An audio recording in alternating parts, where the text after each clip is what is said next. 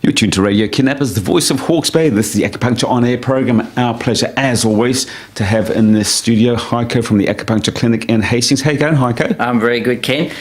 And I just wanted to check because the timing of our show this morning is that England is playing Croatia. Well, yes. the time of the recording of the show anyway. So what's the latest? Well, the latest was 2-1 to Croatia in extra time, and I think I was hoping you might be a bit late this morning, but you weren't. But there was about 3 or 4 minutes to go on the clock, and I think maybe the Pommers have been put to the sword.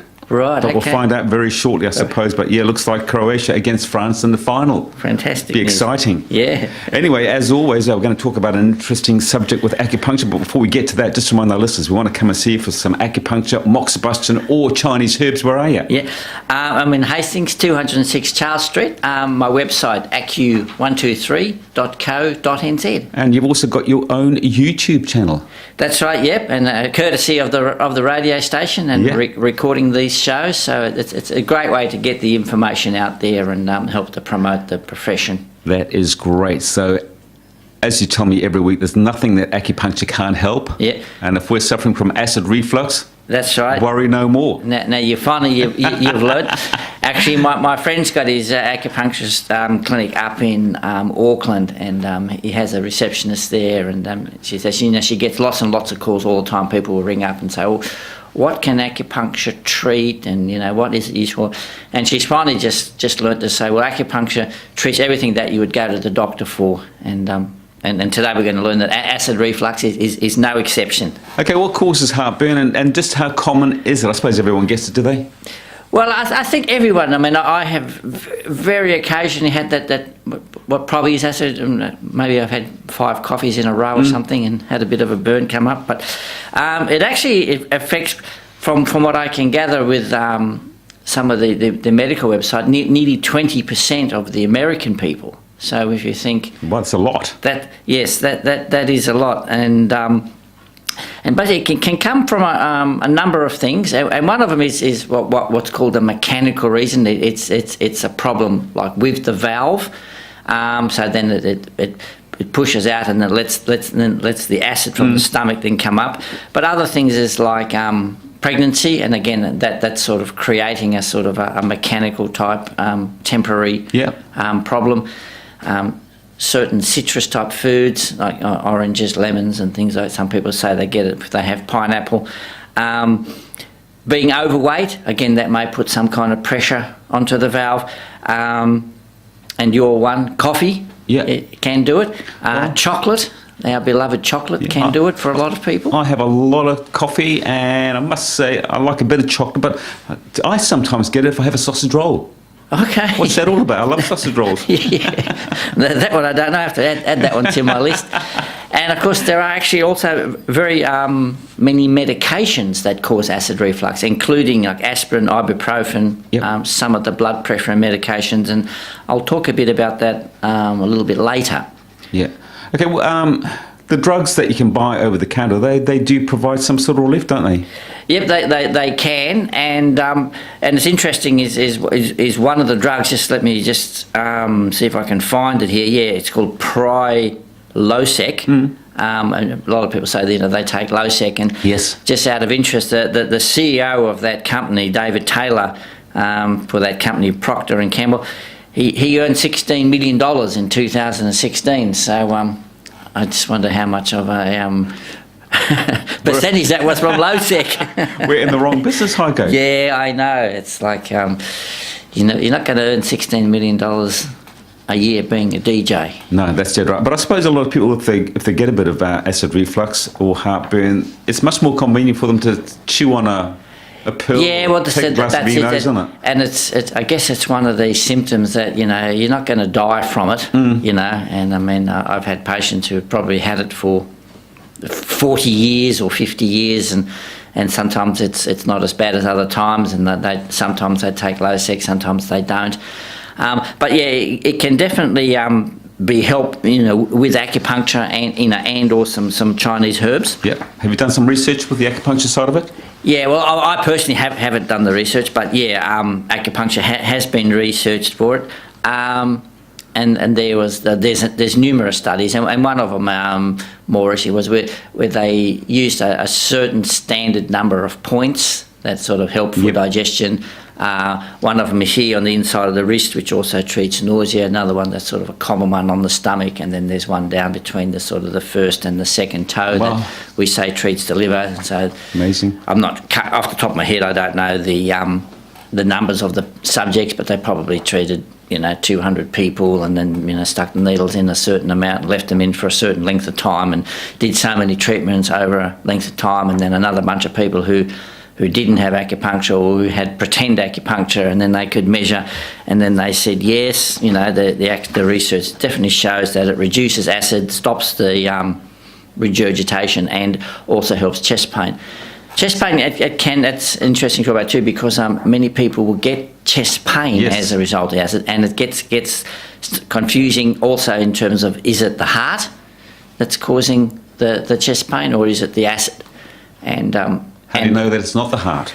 Well, you see, generally speaking, that if you take an antacid medication and it gets better, then they will tend to rule out that it's not the heart, So, because often chest pain can be, there's many causes of chest pain, not just heart disease or heart problems. Sure. But I suppose, what if you don't take the antacid? Because a lot of people just don't bother with drugs, do they? Think, oh, geez, pain in my chest. Yeah, I've probably got a bit of acid reflux from that sausage roll I just ate. And then it passes, but could be something more serious. So what would you suggest to people if it keeps happening? At least get it checked that it is acid reflux. Oh yeah, definitely I would do. But what I personally find is most people have gone to the doctor anyway. I mean, I don't have a lot of patients that would only see me and no one else. I mean, they have their own doctor, then maybe they've been to the specialist, they've been to their other types of people in the medical profession. So they have quite a good understanding and knowledge, and a clear diagnosis in many cases of what the problem is. And so then I find with my own practice is most patients have come to me for something else. They might have come for their migraines or their stomach aches or something, and then they say, oh yeah, I've also got acid. And then they just sort of conclude, oh well, I'll always have it, and then I will say, well, look, I'll start to treat that as well as we treat the whole body. And then you get the results sort of coming thereof. Have you been able to put your finger on what causes it? In our traditional diagnosis, that there's more than one cause, and we say like people fit into it's easy to describe it as a pattern of disharmony. They have a whole bunch of other symptoms that we then label them as, and then it might be liver fire. It might be an overactive liver, which we say it attacks sideways. It attacks the digestive system. And that can come from stress, emotional things, too much anger, irritability, impatience, overloaded with work stress, and then we say dumps sideways. Sometimes we say the stomach is the actual core of the problem. We have a poetic way when we call it stomach fire. And these type of people, they're the ones that if they have too much coffee, or if they have too much chocolate, or too much alcohol, too much chili, too much of these hot things, it's just adding fuel to fuel. And then, as you know, you stoke the fire, it burns up higher, and that's what happens exactly with. So you mentioned that we're fire, and often we talk about treating heat with heat. So are we treating the fire with moxibustion? In some cases we can. And then there's a technique that we use, like cones of mox, like onto the stomach itself, and we light it, and then and then we take it off. So it's a bit like getting the fire and then trying to drag out the fire with it. Bit like having a grass fire at the edge of the farm to stop the big fire from reaching Bit of a windbreak. That's right, What about Chinese herbs? Because I'm sure someone who's got antacid, they do feel better about popping something in their mouth that they can chew on. So you've got little herbs and there are a number of herbs and also herbal formulas. We tend to look at what causes, or what's that patient fit into, what type of imbalance. And like as I said, it might be a liver digestive imbalance, and so then the herbal formula will help to calm down the liver and to harmonise the stomach, and we also the spleen. And then we have certain herbs that do have like a symptomatic effect. They have a classical use to treat acid, And it's only a lot of these herbs or medicines are actually quite white in colour, and they look a little bit sort of almost like a sort of a calcium, and they look like it, but they're not necessary. And then they say, that's to absorb the acid, to absorb the fire. And then we add them to the formula, and then and once the under the core formula treats the imbalance, then the acid tends to stay under control. I read in your notes that licorice might be a good thing to help treat it. Is that licorice as in we go to the shop and buy a big bag of that black licorice? No, it's not. It's actually a herb, and there's two species, one from Europe and one from China. I'm only familiar with the one from China, which is slightly different to the licorice that comes, say, from the European. And then normally it's like it grows in these long sticks, and then it's cut into slices. And then the herb is then boiled with other herbs. I do want to stress that it's not just taking the licorice that will rectify the balance. It's one herb within that combination. And as I said, I'm using these days for the Chinese herbs. They're like freeze-dried granules. It's a bit like instant coffee, but it's instant Chinese herb. And they're much more convenient and easier to take. What about the cuttlefish bone? Yeah, that was the one that I was going to say. Not all Chinese herbs per se are herbs. There's about 5% which are sort of minerals. An example is gypsum, but that one's not used for this. And some of the other animal products, including ones like the cuttlefish bone that you'll see when you're walking along the beach, washed up on the edge of the shore. And you think of it, it's very white, it's very powdery. And that one then, as you drink it, it's to absorb the acid or regulate the acid burning up. Why do you specifically say cuttlefish bone? I mean, what if I found a snapper skeleton on the beach? Could I use snapper bone, or is it particularly, how do they work out it's just the cuttlefish bone? Well, look, I mean, the way they worked it out was with trial and error. I don't know who worked it out 2,000 years ago. And often many herbs will look quite similar, but they have a very, very completely different therapeutic effect. And and the cuttlefish bone, one of its classic sort of indication is to treat stomach acid. Interesting point. That I mean, we haven't really discussed it before, but when we look at, say, even look at bones. I mean, what if we had cow bones? Acupuncture treatments. Made from the likes of that sort of thing as well? Yeah, well, actually, we do have a medicine in Chinese medicine, and it's actually called dragon bones. But of course, it's not dragon, but it actually was from fossilised animals, including dinosaurs. Of course. But also now what's more commonly used is just like the old fossilised bones from cows or sheep or whatever. Yeah. And there was a time even in Hong Kong where they used to get so many fossilised bones. They just had like a warehouse full of this bones thing.